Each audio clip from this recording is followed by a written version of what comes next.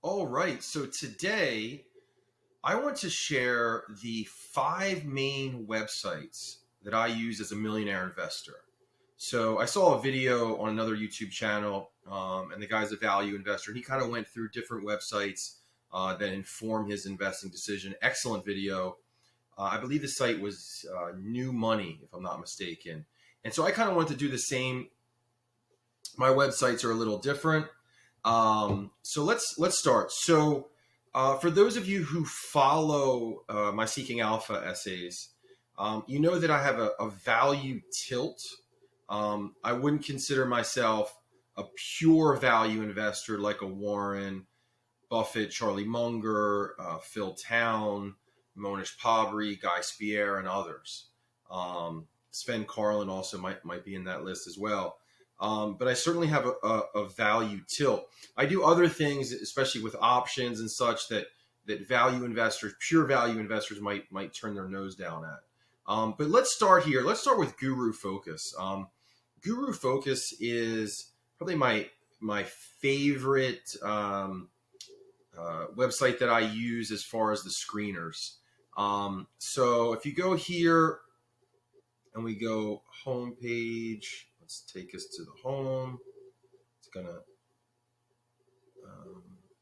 there we go.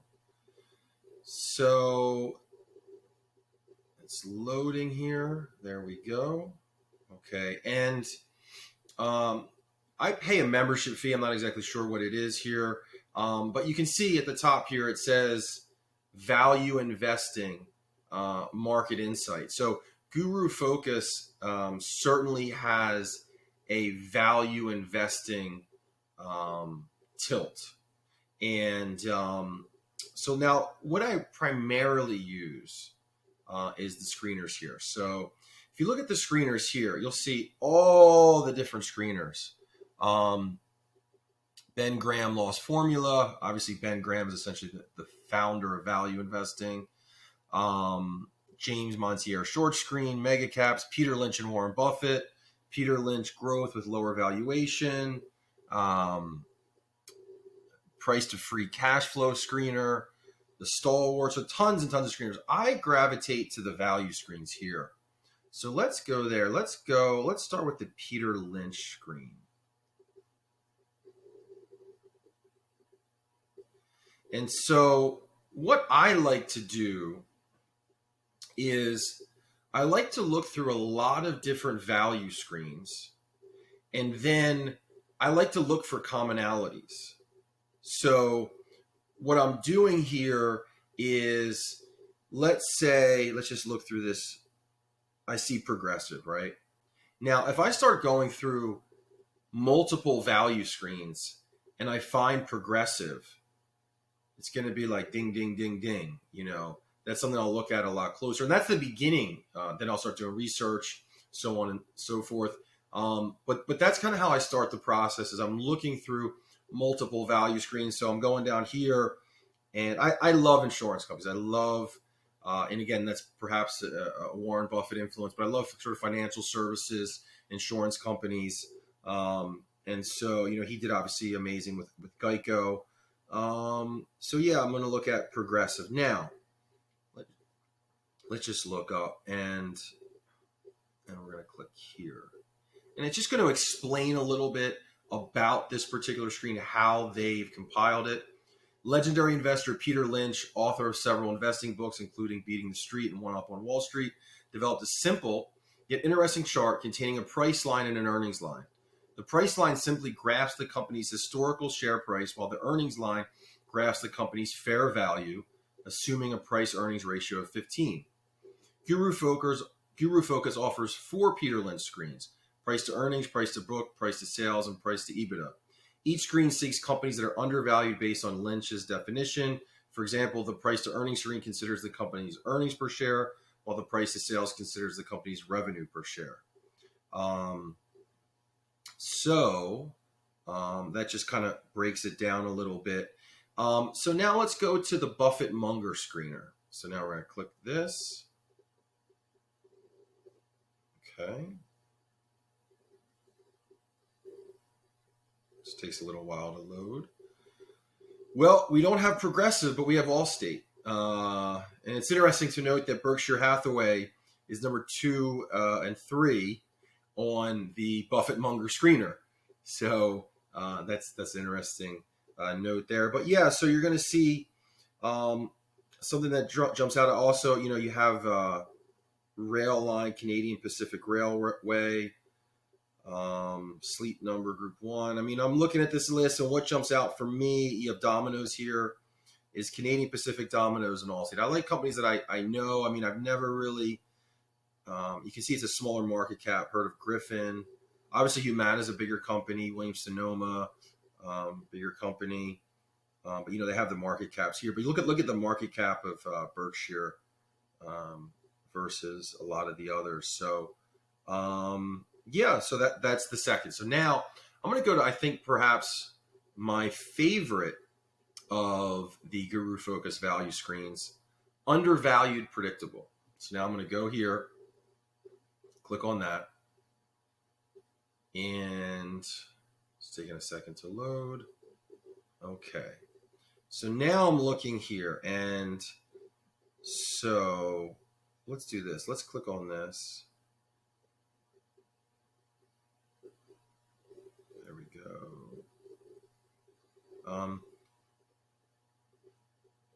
Okay, so Guru Focus uses two methods, the discounted cash flow method and the discounted earnings method, to determine if a company is undervalued or overvalued. The companies with a discounted cash flow percent higher than 0 are considered undervalued companies based on the discounted cash flow method. The discount percentage is lower than 0, and the companies are considered overvalued based on the discounted cash flow method. Please click to see how Guru Focus calculates intrinsic value. So we're getting into the Benjamin Graham, Warren Buffett, sort of calculating intrinsic value and buying a company when it's under its intrinsic value.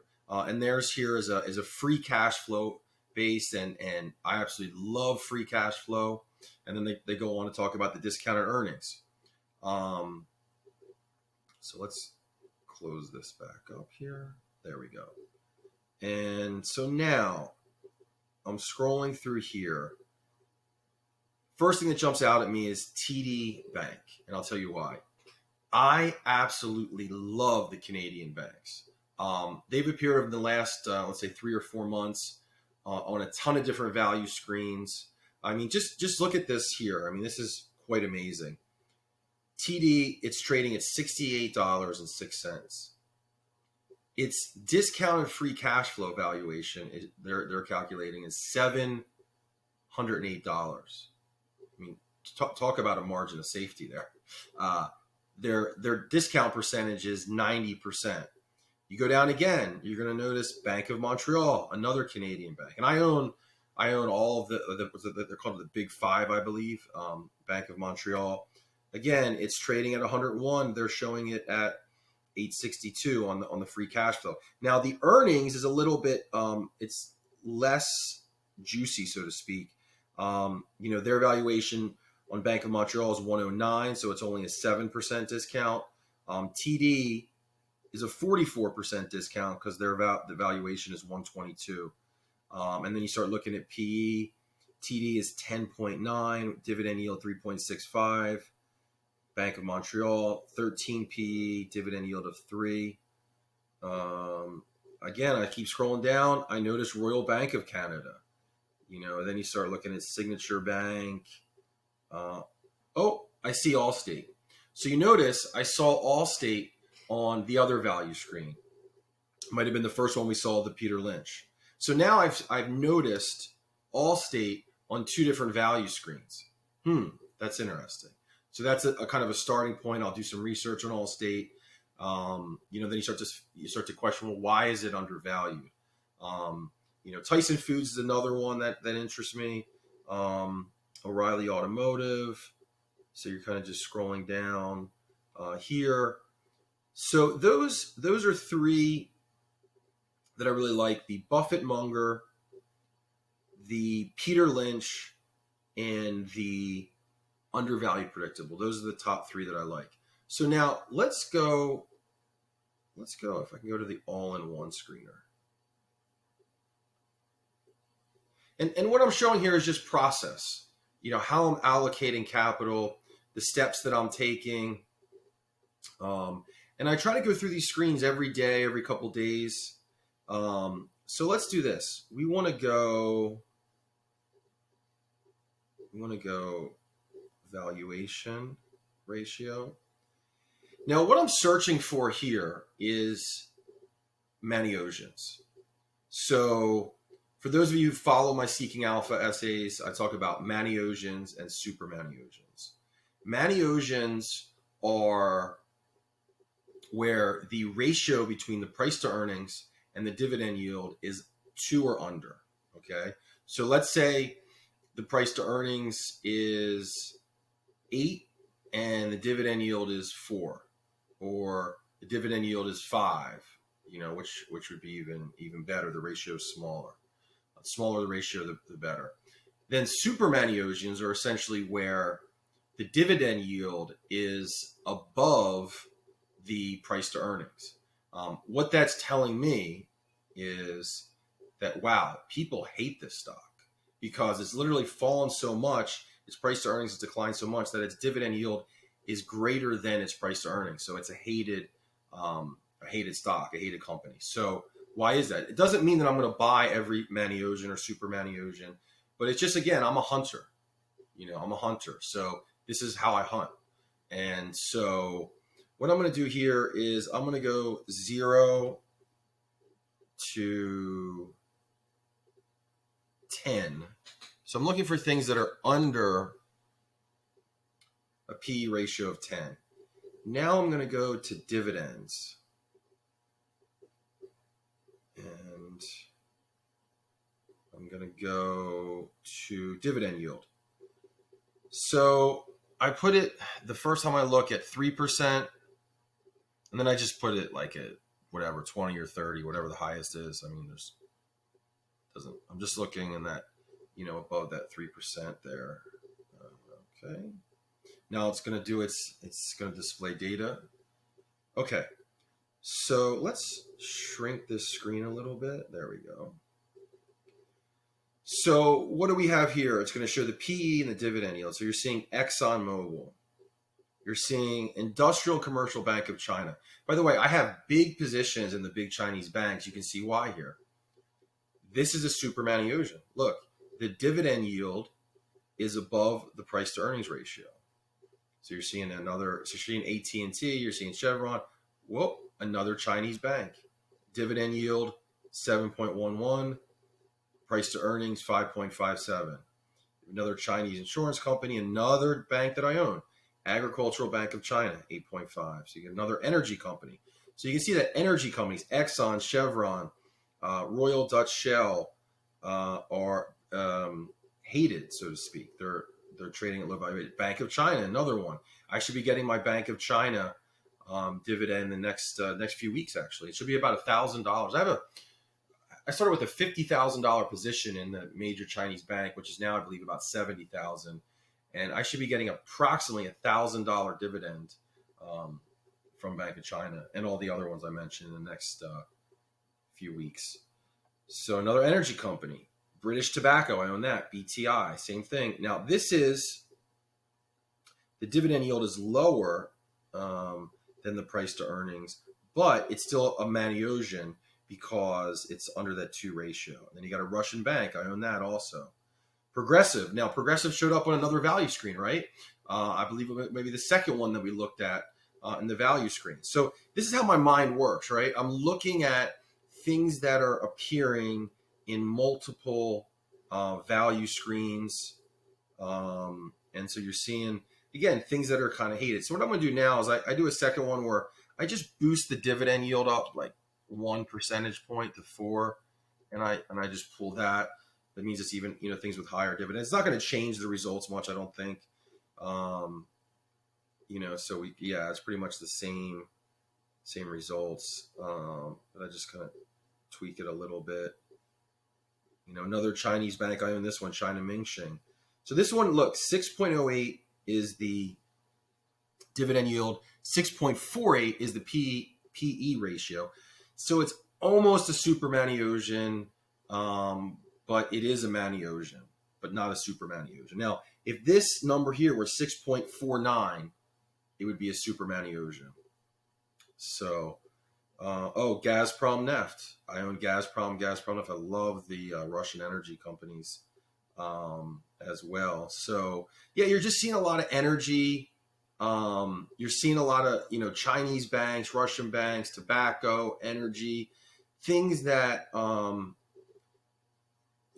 aren't loved, that aren't, just people don't want them for, their ethical reasons or political reasons, whatever it may be. Just get a little sip of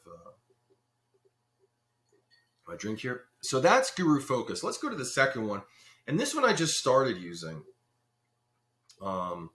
This one is Zacks. So I just joined Zacks. I really like their screeners as well. I can maybe raise this now. Screen here. There we go. Give it a second. So again, this is also a membership site that I pay for. So again, I'm going right to screening. So we're going to go, these are the premium screens. They're going to have different value-based screens. So undervalued Zacks, number one ranked stocks, run screen. So let's do that. Okay, so you're looking through here. We got Best Buy. It's interesting. So their Zacks rank is their own formulation. And then there's other value metrics that make them value. They go on PE here, price to sales. It's interesting. So you got FedEx, which is well-known, Best Buy, Alcoa Steel, right? Is Alcoa, I believe, Steel. And we're just going to go show all.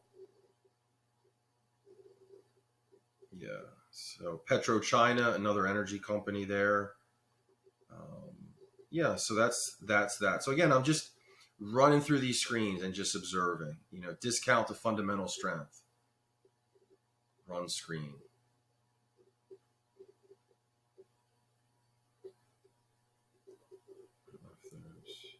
No record available, so maybe there's none that are really showing up on that. Maybe because the market's so maybe because they're so overvalued that there's nothing coming through.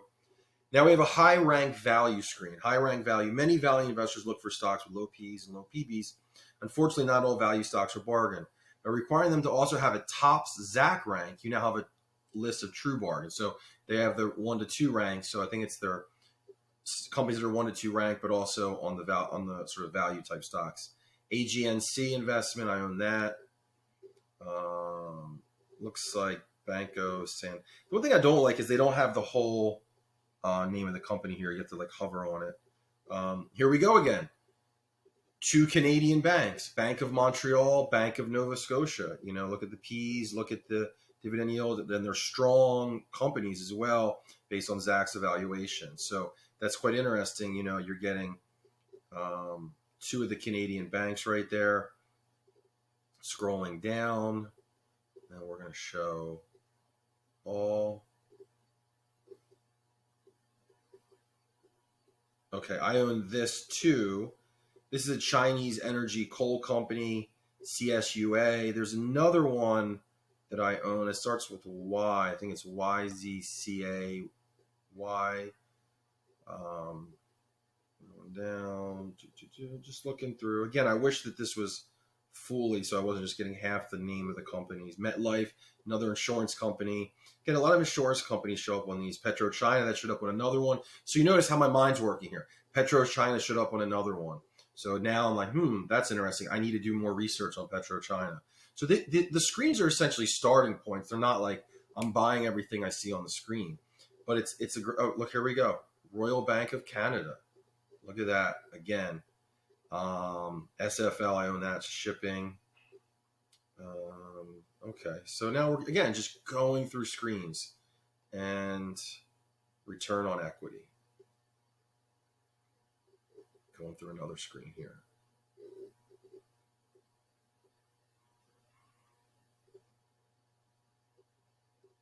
Okay, FedEx. There's only 30 companies that are showing up in the whole stock market with this particular return on equity. And let's do PEG.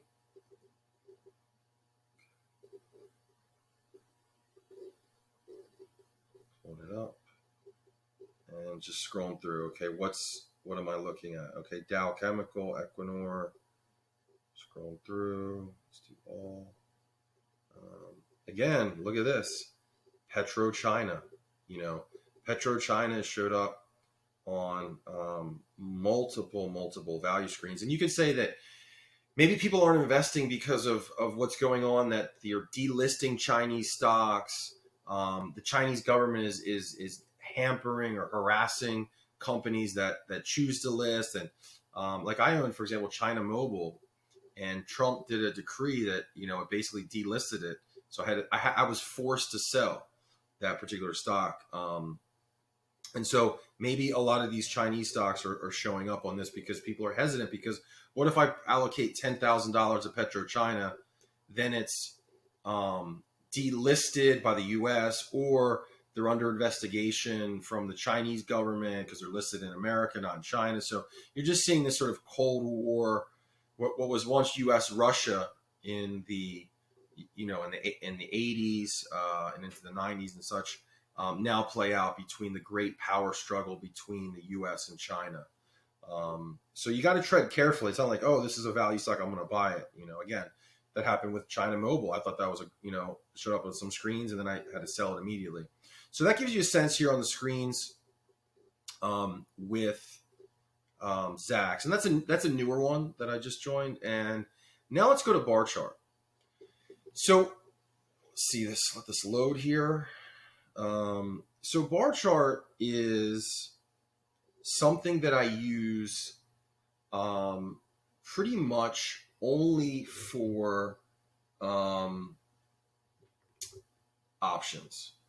So the other ones are screeners that I'm looking to buy individual stocks. And again, I have an option strategy that I run about 125,000 a month on. I'm not sure if this is just, oh, there we go, showing up here again. Okay, that's good.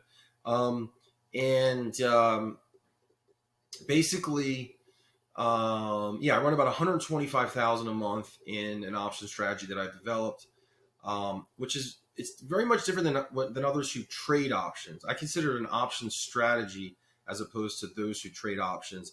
It might just be semantics for some of you watching this, but I view it as a use of idle cash. As opposed to selling an option contract and then closing it for a profit or loss. That's how a day trader or swing trader, how their mind works.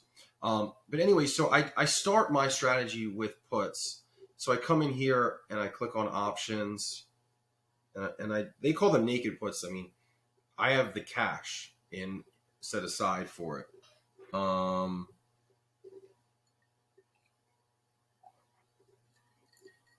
So we're just loading here, waiting for the screen to load. And so I really, bar chart is where I go for information for my option strategy. So things are taking a little bit longer to load because I have so many screens open. So there it goes. Okay, so what I'm looking at here, you're seeing the annual return, 289.7%. This is a new meme stock. I'm not going to reveal my whole option strategy. It's proprietary, but I'll say that I generally don't do it with individual stocks. I do it with indices that are showing high implied volatility. But I think this is a new meme stock. That's why I think it went from like 4 to whatever, it's 46.69, and if you sell the 40, you walk out with the bid on it's 10, so you walk out with $1,000. So you're risking 4,000 to make 1,000. So it's showing obscene return, right? 289%. But again, highly risky there. You're going to see a lot of the meme stocks here. AMC. There's AMC. So there you go. Again, I'll go here and I go my own save screener. Some of the things I look at from here that I use on my own. See, so you can set up your own screeners. So I'm loading my own highest premium screen that I'm going to pull up, and I'm going to kind of work from this. So this is really where I'm allocating that 125,000 a month from this particular site. So there it is. And so you notice it's not going to be ranked by annual return. So I'm going to click on annual return, and there we go. So my phone's beeping here. Everyone's trying to get a hold of me. And yeah, just taking a little bit to load today for some reason.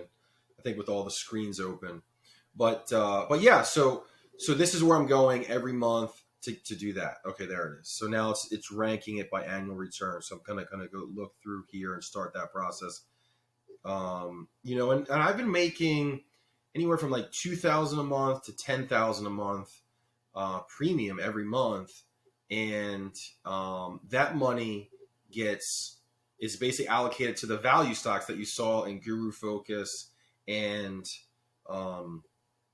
Zacks and other places, just looking for value stocks. So that's why I call myself a syncretic investor as opposed to a pure value investor, because a value investor is generally not going to do this sort of option strategy. I mean, they might sell a put on a company that they like just to get a lower price, perhaps. But this kind of, one might use just the word gambling, if you will. I mean, in a derogatory way, is sort of verboten for hardcore value, conservative types, fundamental types, oftentimes. The only time actually I've sold an option on an individual stock was Riot Blockchain. And it was that heads I win, tails I don't lose much approach. So I believe the stock was trading at $70, $75. I sold the 40 strike, which is nearly half of the value, right? And I pocketed a premium. I sold, I want to say 5 contracts. I pocketed $2,500. The annualized return on that was like 200%. My thinking there was, it's trading at 70 or 80, wherever it was. If it goes to 40, I get put the shares. I have the 20,000 in cash ready to roll. But even if it went to like 25 or 30, I assumed I could simply just turn around and sell the call. I could just sell the call for a couple months, take more premium. It expired worthless, and so now I took that 2,500. Again, this is a difference between like a trader and a compounder. The trader's going to take that 2,500, maybe add it to their next trade. I'm going to take it and buy like Berkshire Hathaway or a Vanguard index fund. So I'm going to take something from a high risk, volatile strategy. I'm going to buy a very stable asset with it, something that's maybe undervalued or just vanilla index funds. So that's bar chart. The last thing, well, not the last thing, there's 2 more. There's Seeking Alpha. Obviously, you guys know that I write my monthly update on Seeking Alpha. And I use Seeking Alpha for a lot of the screens. A lot of the essays. I use the Guru Focus, Zach for the screens. Seeking Alpha has some screens which I use here and there, but it really is a beautiful place where I read essays. So you can see trending analysis. So you're going to see here, my 2 Vanguard beasts, Alibaba stock, 3 blue chip REIT buys, so you're going to be able to see, trending news. So this is more of an informational site and fundamental analysis site and a research site versus pure, for me at least, versus a pure screener site. So let's take, for example, we saw Progressive on a couple of those value screens, right? So what I would do is I would see Progressive on maybe 2 or 3 different value screens and then be like, let me do some research now on Progressive. So one of the things I would do is I would go to Google News and type in Progressive pull up all the articles, read through them, and then here on Seeking Alpha, I mean, look at the coverage here that you have. Stocks to watch. They have their factor grades. Value, they have it as C+, growth F, profitability A, momentum D+, revisions F. So in here, the quant, bearish, Wall Street, neutral, essay authors, bullish.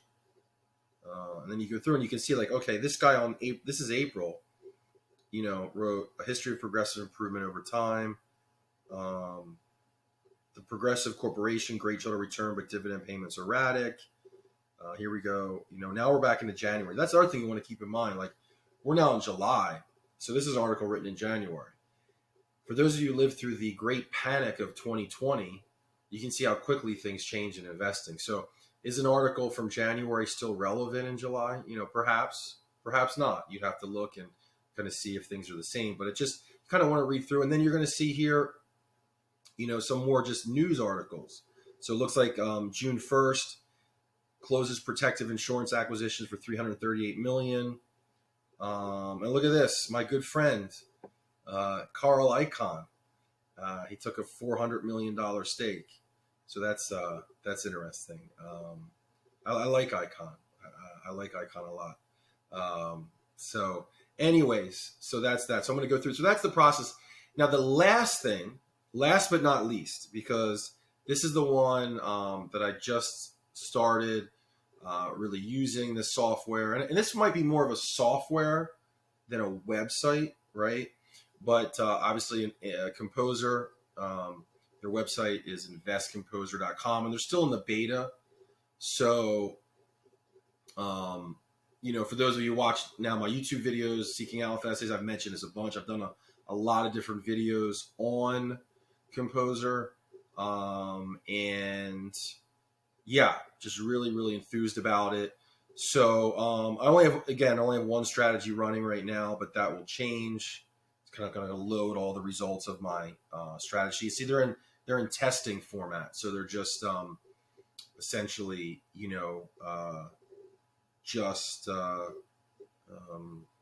in testing. So they're not live. Only one of them is live. This would show the actual return.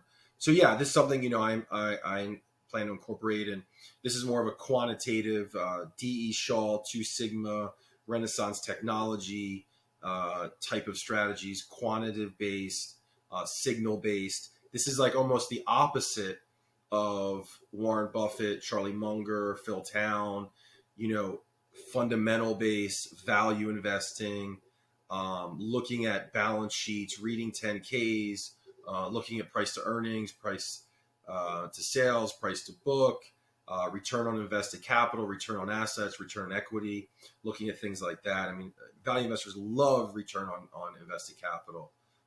It's one of the things that they adore. But this is more looking at back testing. I'm using derivatives, leverage, so it's a little bit complicated. And again, this is something where I ideally I'd have maybe 200,000-300,000 in these strategies. I like to have that 125 in the options, a few 100,000 here, and then the bulk in more of the traditional strategies. So that just kind of takes people through. What I'm trying to showcase here is the process, right? How I'm basically at this point. I'm at about $1 million in stock market, $1 million in real estate. I don't really talk too much about the real estate on YouTube here. Maybe I will at some point. I mean, I learned that game not from Carl Icahn. I learned that game actually from Robert Kiyosaki and Grant Cardone. So that's who I'm indebted to there, really, those two guys. And also Frank Rolfe and Dave Reynolds, in that they're more in the mobile home park sector. So I own a mobile home park. I have 24 units. I actually prefer the stock market more than real estate, which I know real estate guys, those two guys hate the stock market. So I just prefer, I have 24 units.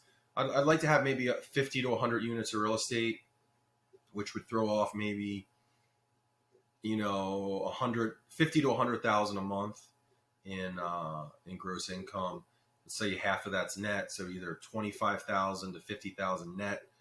But the rest of my wealth I'd like in these particular strategies, in the quant strategies, and index funds, and my option strategy. So yeah, so that's where it is. It's a little bit longer video. Wow, about 34, 35 minutes. Okay, so hope it wasn't too slow, but I really wanted to kind of be methodical. And for those of you who really think like maybe lost and overwhelmed with information, you can see how someone who's really allocating a decent amount of capital is doing it. And so yeah, I hope you enjoyed it. Take care. Ciao.